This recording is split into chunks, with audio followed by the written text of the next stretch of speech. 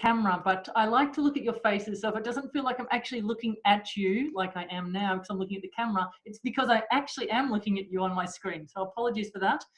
The other thing to know is when that breakout room button pops up, try not to do the reflexive action of hitting it. Just wait for it to kick you back out. That way everyone comes back together. But I know it myself. I tell people this, and I've actually been in a breakout room and clicked on it as soon as it popped up. It's like an automatic reaction. Great. So to really get to hit the ground running today, what we're looking at in the first session is to create a lifestyle for you. And I'm just checking again that we're in the right place. Sustainable. It's a sustainable lifestyle that feels good and consistently good on a day-to-day basis. I'm not talking about nirvana where you're on a high every single day, but I'm talking feeling good and solid and happy within yourself on a consistent basis. Also inspirational. So a life that feels so good, you want to share it with others. And ideally a life that's so inspirational, others go, what drugs are you on? And you go, I'm on the mindset drug. And ideally shareable, so that once you understand how to make your life good yourself, you can start to educate people with the very simple tools that we share. Oh, I skipped slides. So what happens when someone else helps you out with the slides, Yolande? So when it comes to mindset, a pizza example is a bit of an interesting example. We all know pizza businesses that are very different. Some pizza businesses are tiny little businesses that pop up and then, I'm not sure if you've ever had a pizza business, but they made really lovely pizzas and then all of a sudden they're not there anymore. And other pizza businesses are just massive, like Domino's. So what's the difference in terms of business is actually an indication of what's different in terms of life. So I'm going to look at what we call the mindset profit model. And it's a way to try and make tangible what we talk about. So the concept of mindset, it's very vague. So if we look at this simple diagram, when it comes to business, the theory of business, even if you don't have one, it's not that complex. Have a strategy, sell pizzas to people who want to eat pizzas, and bring to that the skills that you have. I'm sure you can agree that anyone who opens up a pizza shop, they know how to make pizzas. They all have similar skills of being able to make nice pizzas. Where these two overlap, there's theoretically the potential for profit in a pizza business. But some pizza business owners make a heap of money, others make hardly any. What's the difference? The difference is the mindset of the pizza owner. Limited thinking, limited access to that potential profit, but the business owners that have more expanded thinking can access more of that potential profit. This is making sense. Good, got a few nods. If you've got any questions, wave your hand. I'll happily answer them for you. No questions at the moment. Good. So the interesting thing about, I've got the second screen here, so apologies to those on your second screen. No, you're all black anyway, so it's good. Now, the interesting thing about this mindset profit model is it also works for our private life. So it tells us about business, but it also tells us about our personal life. So in our personal life, we all have a strategy. A very common strategy, not necessarily the most right one, but the most common one is to find a partner, get married, maybe have some kids, buy a home, maybe an investment property, pay them all off, and live happily ever after. Most common strategy. We bring to the table the skills that we learn from our parents and the skills that we learn along the way. Where the two overlap, our strategy for going through life and the skills that we've come is the potential profit. Now, when it comes to our private life, our profit is slightly different to that of business. In business, it's clear cut. It's money in the bank or social good, but generally speaking, money in the bank. But for our private life, it can be money in our bank account, but I'm interested, what else do you want out of life? So if I was going to say you've got a fully profitable life, what also do you need? Anyone got to wave their hand or throw it in the chat box? I'm interested. What do you need out of life for you to feel like you have a full and profitable life? Purpose. Joe, what's that? Purpose. Purpose. Nice. How do we do purpose? I'm going to do purpose as a target. So feeling like you're on purpose. Lovely. What else have we got in the chat box? Yolande, can you, got health. Lovely. So I'm going to put happy, or actually love as well as health. Happy family. So that's lots of little people that you love. It's being passionate. I love these. But a feeling of energy. What else do we reckon? Andrew, what do you need? Andrew Skillington. Talk to me. What do you need for your life to feel profitable? Health, I guess. I think it's already mentioned, but yeah. Not good. Health. What else, Andrew? What else for your life to feel full? Security. What was that again? Security. Security. Nice. So security is, I'm going to put as, you can feel grounded and nice and centered. So we've all got different things: connection, relationship, community, a happy household. There's heaps of things that we need in our private life. So when we look at our mindset in our personal life, if we have a limited mindset, we'll have a limited access to one or more of the areas that are absolutely critical for us. So we might look at our relationship and go, oh, my relationship's not as ideal as I would like. So if we can expand our thinking, we will expand our ability to access more love and connection in our relationship. We might think, do I have enough happiness in my life? Well, if we expand our mindset, we'll have even more happiness. Is this making sense to everyone? The idea here is that our mindset, it's very intangible. So we're looking to really put some limits on it. It's how we think, how we feel, all these different things come down to our mindset, how we view the world. It's a very random thing, but at the end of the day, we have limited thinking, then we get limited results, both in our business, but also in our personal life. But if we expand our thinking, we expand our results, both in business and our personal life. And the cool thing here is it doesn't matter which area you expand your mindset in, whether it be in your relationships or in your business. If you expand your mindset in one area of your life, it expands in every area of your life. Make sense? So to make sure that you've got this, has anyone got any questions before I send you out into your breakout room? When I send you out into your breakout room, I'd like you to share with your partner, what are you noticing? What are you learning? And what insights are you gaining already? What are you noticing? What are you learning? Or what are your insights? I'm going to send you out for 3 minutes, but before I send you, any questions? Yes, Michael, talk to me. And you need to unmute yourself, please, sir. I can't do that for you. Hello? The person who's supposed to be in my breakout room, I was all by myself. Oh, no. Yolan will double check to make sure that you're not there. We're very sorry about that, Michael. Sorry, Michael, that was my bad. There was people coming in and sorry, but you'll be good this time, I promise. I'm onto it. Good. Any other questions other than not being lonely? Okay, so going into your breakout room, what are you learning? What are you noticing? What are your insights? See you in 3 minutes. And I will be randomly talking to people when you come. Hello. Good to see you. Likewise, I don't want to put my camera on because many people is from Melbourne and I'm outside. Oh, good. Thanks. Welcome back, everyone. Now I'm interested to hear learnings and insights. Would anyone like to share their learning or insight thus far, or shall I randomly come out and chat to Pam? Hello, Pam. Talk to me. Hello. Yeah, sorry, I was a bit late to the party, but we were just talking about mindset and that depending on, where your mindset is at, especially during lockdown, you can see and perceive the situation in a different way. So, yeah, it's not always easy and it goes up and down. Every day is different, but yeah, if you work on your mindset, that helps. Nice, Pam. So what I hear you saying there is sometimes we can actually, a mindset can actually it can go out and in a bit depending on the situation. So sometimes we can get into a life situation where our mindset actually contracts back a bit because we don't know how to handle that situation as well. And COVID, no one's been here before. So we're all contracting a little bit going, okay, we've got to go back to our common base. So nice. Thanks, Pam, for sharing. Good start. Georgia, talk to me.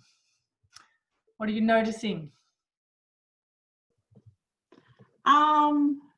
Just that, yeah, like you said, different mindsets for different things. Like my mindset for work is really good, but in my personal life, it's not so great. And that's where I guess I'm looking to shift that to focus more on my personal life and make some changes. Yeah. Awesome, Georgia. So that's another key point there that George is mentioning. The quickest way to shift our mindset is to look at where our mindset sucks the most. Yeah. Let's not focus on the good bits for the next hour. Let's focus on the shitty bits for the next hour. And if you just do that for an hour a week over the next 10 weeks, that's going to help a lot, because your insights, once you get the insight, you can take that learning out and just practice the learning, and you don't have to focus on the negative. So thanks, Georgia. Really good share there. Okay, so we're going to jump into an activity. So notepads, or if you're a digital iPad person, iPad or computer. There are 3 squares here, and we're going to talk more about circles and squares in the coming weeks, but today I'm not going to explain them, I'm just going to talk to them. In life, there are different types of squares that we have. There are red squares in our life, and these are shitty things in our life that we don't like. So areas of our life. It could be our job at the moment, COVID, the whole COVID environment. That's a big red square. There can be little red squares. It might be the way that your partner doesn't put the toilet seat down, or leaves the toilet seat in some state that you don't like. Red squares can be lots of things. How much money you have in the bank, how you feel towards yourself. These are all red squares. So we're going to talk more about that in a minute. A green square is something that we like. It's something good in our life that we want more of. So if we have no red squares in our life, it'd be called nirvana. They're all green squares. So we want to go from red to green. The whole idea of this mindset program is how to take the red squares that life delivers us, because life is going to continue to deliver red squares every now and then, or maybe on a regular basis, depending on the environment that you're in. But your job is to learn how to flip from red to green. Okay, and not just intellectually, but so much so a red square feels bad to us and a green square feels good to us. So I used to be an individual who could take a red square and I'd look at it and go, no, I can see how that square is green, but I was doing it at the head base. Really in my body, it felt bad still a red square in my body. Yeah, so we want to learn how to totally find those really good green squares. And to do that, we're going to focus today on working out what our red squares are, but then we're going to look to the yellow square. So the yellow square is an ideal version of something. Yeah, so an ideal version of an area of our life. So we'll talk more about the yellow in a minute. We're going to start off by looking at red squares in your life. So as you're writing now, you don't have to share this with your partner in the breakout room. Okay, so it's just a warning to let you know this is a private activity. We will ask you to talk about it, but you can do it in a very, very vague form, and I'll talk about that in a minute, okay? So what I want you to do is on your sheet of paper, you can either do it in a circle, but actually I'm going to write it in a circle because your life is made up of many different pies, and we've all seen our life split up into various pies, but I'm going to talk you through a number of different areas of this pie. And I just want you to write things down in a sort of a list form, so straight down the page, about red squares in your life. And I'd like you to start off with your relationships. I'd like you to think about your relationship as a partner, whether or not you have one, how much you like them. And as you think about your partner or lack thereof, what's your red square in that area? What are the things that irritate you? Don't think about this too much, just jot some things down as quickly as you can. If you have children, do you have any red squares when it comes to your kids? If you have work colleagues, what sort of relationship issues do you have at work? No need to write long-winded notes here, just a short note that reminds you of the issue that popped into your mind.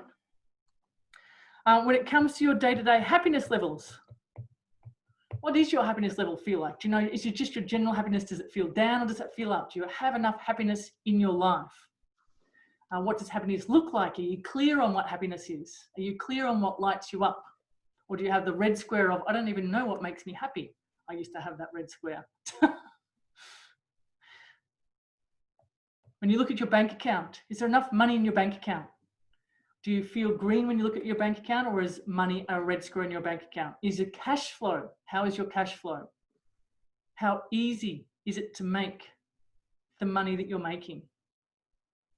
You just notice here, another red square pops up from some other area of your life, do you know, waiting for me to come, don't wait, just write down any red square that pops up. It doesn't have to be about the topic that you might go, I don't need to listen to you, Nick, I can just write all these things down.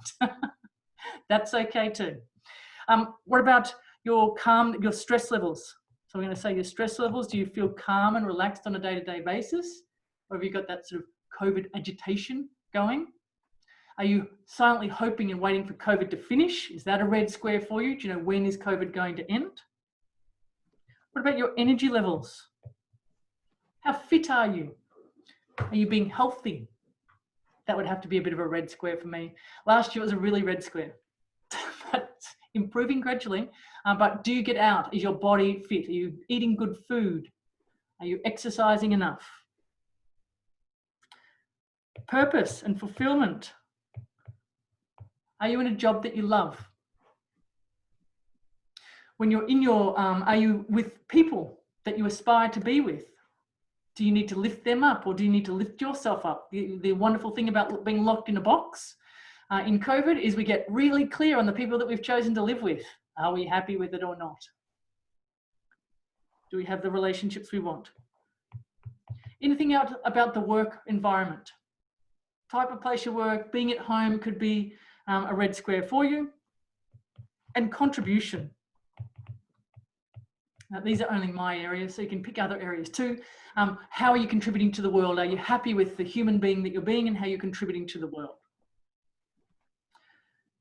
Now that you may feel depressed about your life after thinking about all the red squares in your life, I want you to relax. It's okay, they were here an hour ago, they're here now, and most of them will be here in the next hour. Don't worry about it. What I want you to do though is just to go down your list, and as you read through what you've written, I just want you to circle the ones that jump out at you or make your body jump. Yeah? If you're a really strong thinker, the ones that irritate you intellectually, but ideally you're noticing your body. Which ones feel the worst to you? And it could be the fact that your dog doesn't exercise. I don't want you to judge the ones that feel bad to you. I just want you to circle the ones that pop out to you. And once you've done that, I want you to look at those circles and go, if I fixed 1, 2, or maybe even 3 of these circles, ideally no more than 3, 1 or 2, over the next 10 weeks, how much would my life improve?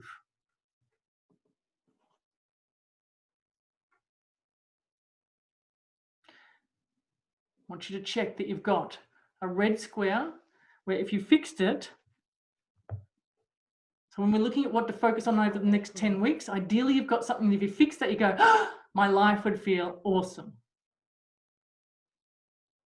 Can everyone give me a thumbs up if you found something and circled at least 1 or 2 things where you go, if I fix those little suckers or improve them dramatically, I'd be feeling good. Thumbs up, thumbs up. Good, thanks, Alex, I like that. Okay. Now, what I would like you to do, I would like you to imagine if you needed to explain to a 5-year-old what this red square was, take the most important red square, and I want you to explain to a 5-year-old what the red square is, and just write down how you would explain it to a 5-year-old. So if you're going to talk to a red square of an adult to a 5-year-old, you're going to do it really simply. How would you explain it to a 5-year-old? Such that the 5-year-old goes, oh, okay, that feels bad.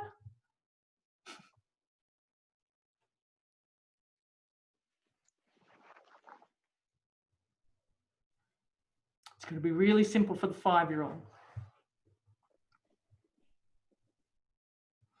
Now I'd like you to consider again, how would you explain it to a 12-year-old? Such that the 12-year-old got the emotional entanglement around it. Anytime we've got a red square in our life, it doesn't sit there because it's easy. It sits there because it's a challenge for us. It might be easy for other people, but it's not easy for us. So how are we going to explain that red square to a 12-year-old such that they get the challenge for you? Again, it mightn't be a challenge for anyone else. Change the slide, Wifey. Oh, thanks. 12-year-old.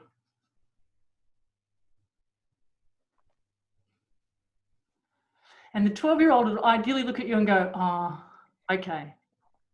You hear that sounds like a tricky one for you.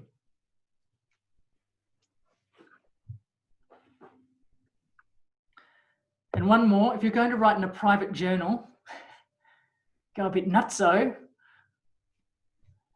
This is a red square because I fucking...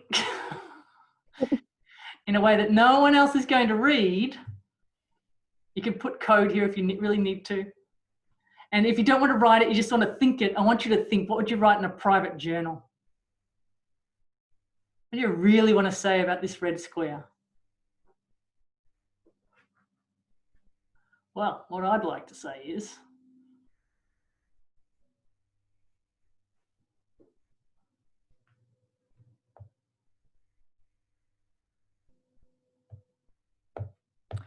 now I want you to imagine what it would feel like if you took this red square with you until the day you died.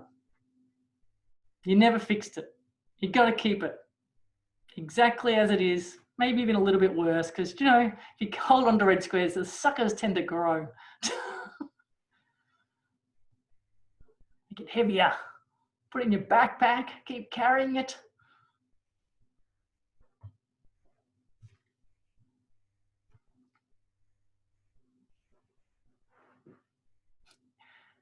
Now, quick question. Are we all feeling a bit down?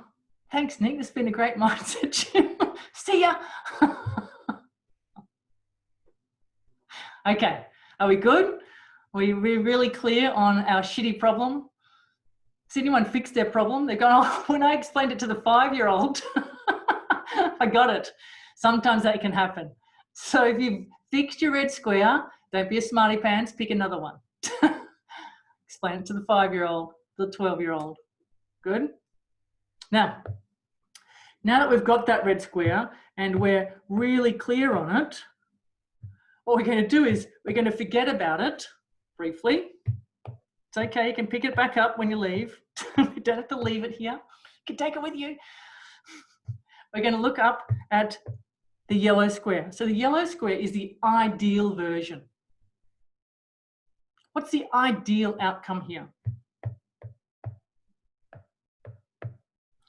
When it comes to the ideal, often as adults, we can be a little pessimistic. Do you know, we know way too much. So if we're going to explain the ideal to a 5-year-old who's got all the hope in the world,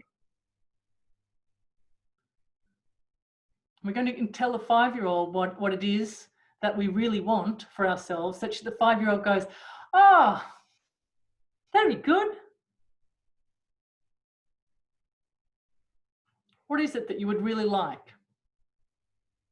If you didn't have this red square, what would you like to replace it with? If we're going to pull this weed out, we better plant some lovely oak tree or some flowers. And how are we going to explain that to a 5-year-old, really simplistically?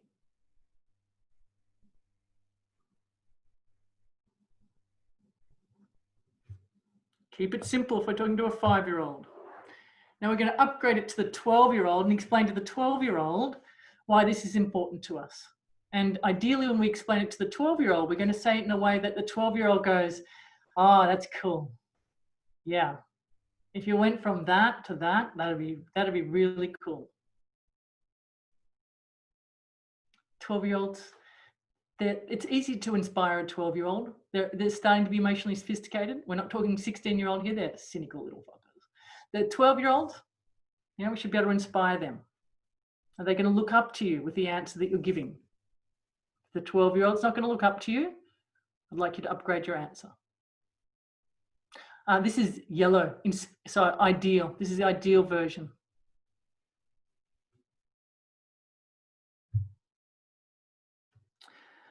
And again, I want you to imagine if you got to this ideal, and you mightn't get to it in the next week or even in the next 10 weeks, but it might take you a year to get to this yellow square, the year to get to this ideal. It might take you 5 years to get to this ideal, but on the way you get happier and happier and happier. On the day you die, would you be happy if you had this outcome? When you think about this, ideally, when we go from the red to the yellow, we feel inspired. I used to have goals and I would pick a goal that was just a bit ridiculous and my body would unconsciously reject it. So the quickest way to get goals are goals that feel really exciting to us. They're big, but not too big. They're a stretch, but not a, I'm going to smack my head if I try to leap here and I don't make it, I'm going to die. Generally speaking, they're not goals that we go for so quickly. But if you've got this goal, is it going to feel really good to you? Now I'm going to send you out into your breakout rooms. It's going to be a 3-minute breakout room. And what I'd like you to do is talk to the other person about your goal, but just in the 5-year-old fashion. So one person does it to the 5-year-old. Like if I was talking to a 5-year-old, I would say this. And why are we doing the 5-year-old version? It's nice and not vulnerable. Keep it light, yeah. And you can both share. And once you've both shared, so do that relatively quickly because the 5-year-old, they haven't got a long attention span, just short. Once you've done that, you can go deeper if you like. Yeah, and if you don't like, chat about the wind. Good. So I'll see you on the other side once you've talked to your partner. Welcome back, welcome back, welcome back, everyone. Who's got a goal that they're a bit excited about? Can we wave if we've got a goal that we're excited about, a yellow square that's worth the 10 weeks? So this goal needs to be worth enough that you're willing to show up for an hour a week over 10 weeks. Can we have a wave of hands? If we've got a goal that's exciting enough. That's not many hands. Okay, so some of you got a little bit of thinking to do. Is this right? I'm going to pick on some of you if that's okay. Kate, Festini, talk to me, please. Don't. Have you got a yellow square that's exciting for you, or not quite yet?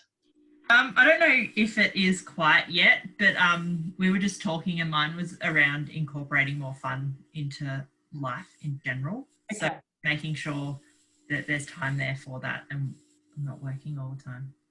Okay, good. Yeah, so there's time for the fun things and the joy in life.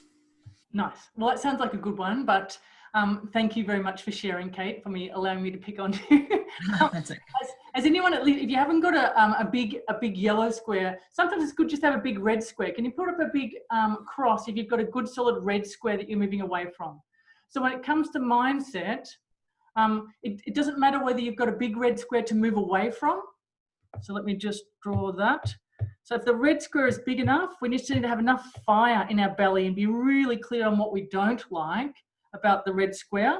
So that can sometimes be a good enough driver. It helps too if we're clear on the yellow square. Sometimes we're clear that we're not clear.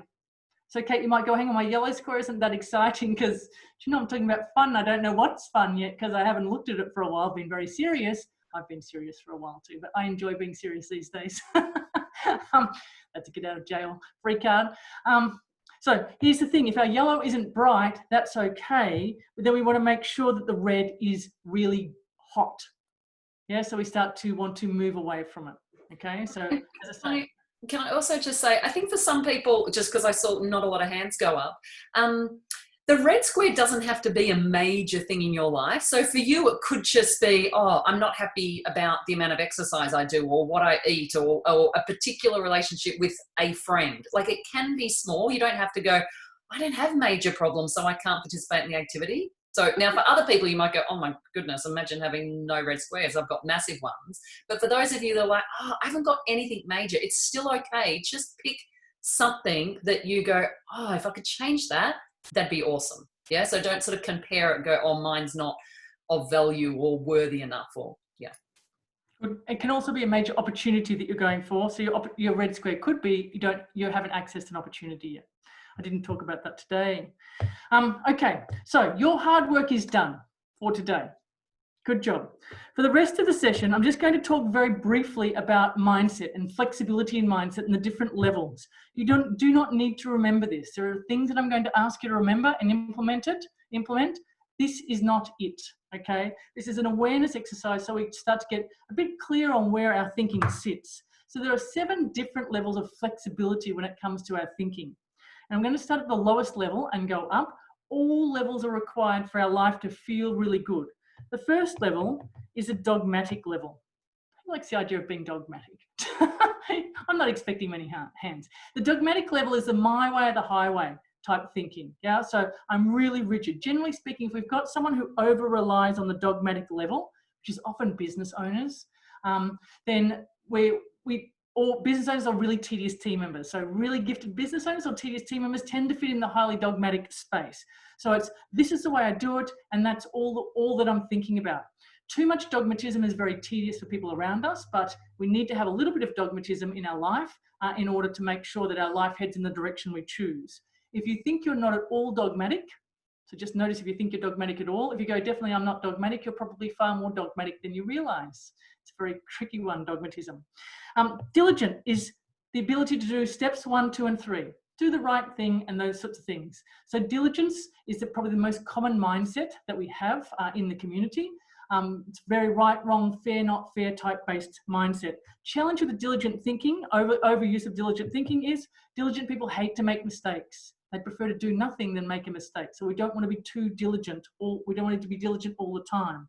Determined thinking is a bit like diligent thinking. I need to do steps 1, 2, and 3, but a determined thinker thinks I've just got to work harder and faster than the average bear, and that'll help me to get ahead. So the determined thinker also hates to make mistakes, but they see doing nothing as being worse than making a mistake. So if they can't work something out, they'll just keep pushing and pushing and pushing until they can find an answer, and then they get through their problems that way.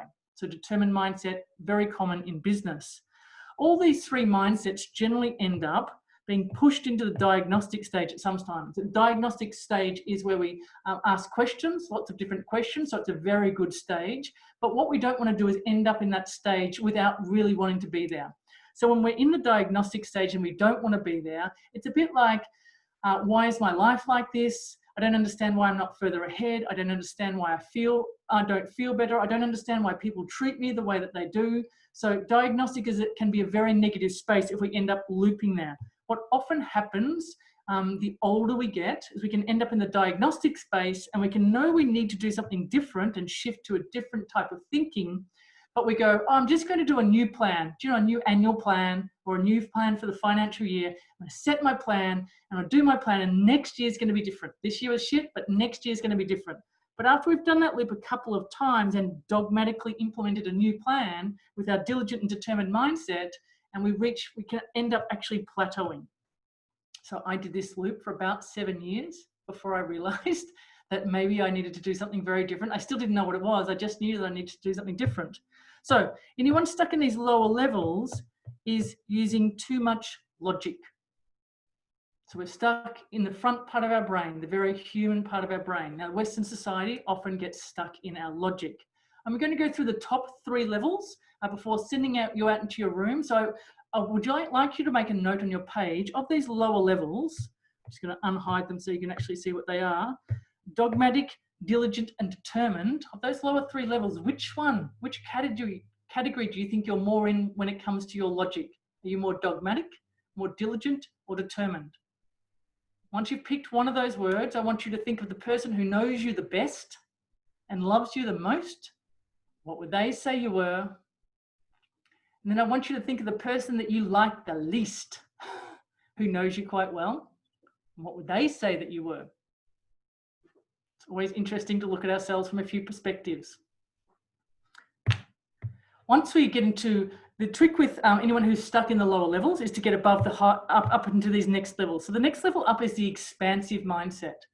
So an expansive person who has an expansive mindset is able to do nothing for what feels like an illogical period of time. So they can actually sit and think at the workplace and sit and think for 15 minutes. So someone might walk past you doing nothing and then walk past you 15 minutes later and you're still apparently doing nothing, but you're very confidently thinking. So an expansive individual is very good in coming up with lots and lots of options.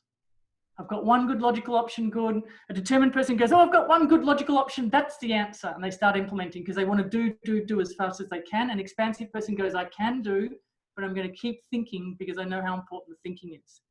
The reason why it's really important to be expansive in our thinking is because then we have the opportunity to become embracive. When we're embracive, we choose one of our good logical options, not based on the fact that it's logical, but it feels exciting to us. We actually make a decision based on our feelings, not based on our thinking. Now, this is not to say we ignore thinking totally, but we actually look at what feels good to us and we pick the option that feels the easiest, the fastest, the most fun. Kate, this is, I won't pick on you too much, Kate, I promise. So we start to choose based on our feelings. Yeah. Now the determined person goes, feelings, I've got to be logical, I've got to do the right thing. But the embracive person goes, the right thing is the thing that A is logical, But most importantly, that feels good to me, and a logical answer that doesn't feel good to me, I've got to go and be more expansive, because I should never do anything that doesn't feel exciting to me. And the embracive person implements without worrying about whether the result is good or bad. The determined person goes, the result reflects how good I am. If I fail, I'm a failure. The embracive person goes, if I fail, well, that sucks. I'm still a good person. And I just become diagnostic again and come up with another idea. Now, the trick here, if you're stuck in the lower quadrants, diagnostic, determined, diligent, and dogmatic, we end up feeling like a dog that's done too much hard work. Some of us are stuck in the top levels, up in the feeling work, so in the emotional intelligence, so this is EQ or emotional intelligence. But if we're too emotionally intelligent and not logical enough, so we never really ground the ideas, we just come up with lots of good ones, then we'll end up being a bit of a dreamer. What we want to be able to do here is we actually want to, should have deleted that. We actually want to be able to move between all levels and get our thinking and our feeling working beautifully together. This is how we expand our mindset. We use our feelings to work out where our thinking is limited. Can we send them out into the breakout room for 2 minutes, please, wifey? See you on the other side. 2 minutes. I'm going to ask you what insights and learnings you've got randomly. So have some, please. Welcome back. Welcome back. Welcome back. Talk to me. Who am I going to? Who's got an insight that they'd like to share first? Does anyone like to wave and go, I've got an insight that will actually be useful to share. I'm very happy to share it. Is anyone volunteering? Alexis Roberts. Is that, I've got a head shake, have I? No? Okay, good. Pip? No, I was just going to say I found that really hard to self-evaluate, and I wasn't actually sure what category to put myself in. I thought I was diligent. And just not much of a thinker, just very trying to get things sort of done on the day. So yeah, but I found it quite hard to put myself in a bit of a category. Nice. Thank you very much for that insight. I think if you're struggling there, and I was just talking to a young lady who was going, oh, I'm not sure which one. I'm like, well, there's a bit of expansiveness there. It could be this, it could be this. You know, I can see myself in lots of different categories. And also, if we can't land on one, I'd go with the diligence. And well, I'm not sure what's the right answer. Does that make sense? So we're a little bit reluctant to land. So thank you very much for sharing that.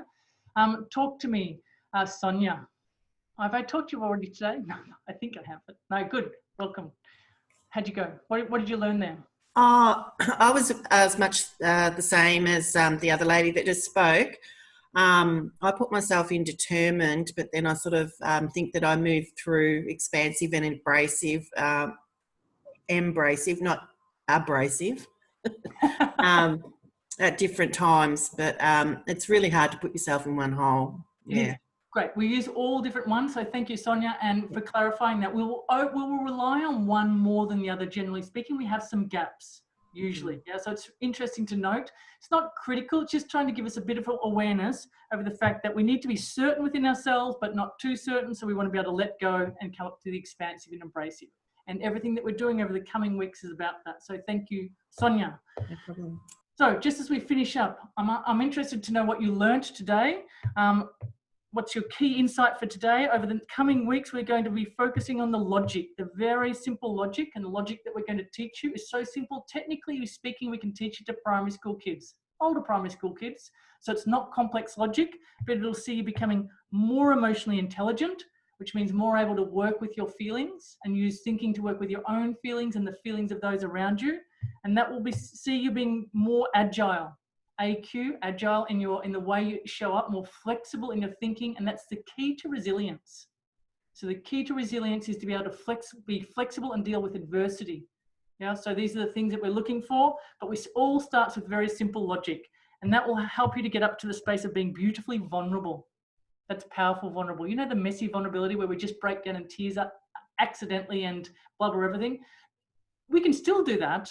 And that's okay, but ideally the powerful vulnerability where we own ourselves up front, nice and easily. So as we finish up today, I'm very keen to know over the coming 10 weeks, what is it that you're most excited about, or what is it that you've learnt today? So most excited about or learnt today, if you can pop it in the chat box, please. share your biggest learning, your biggest insight, or what you're most excited about, please. Throw it in the chat box and I'll read it out just as we finish up. The more you share, the more you care here.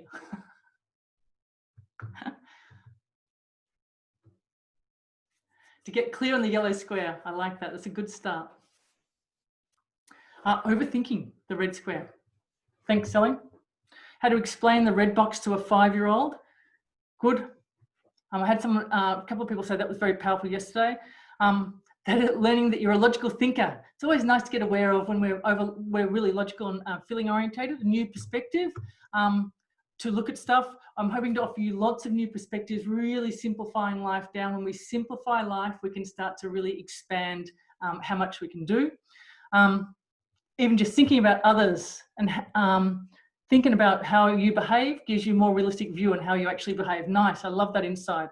And the right balance between logic and emotions and how to manage people.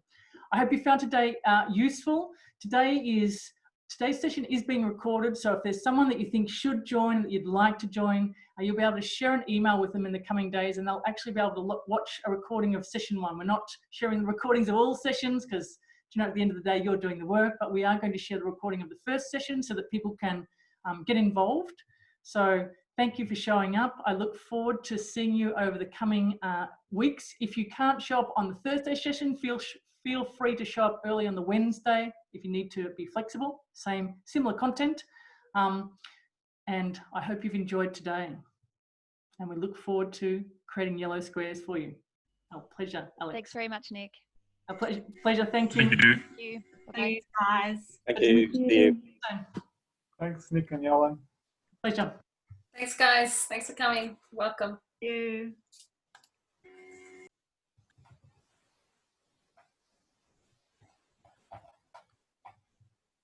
Bye, Jill. See you, Grant. Thank you.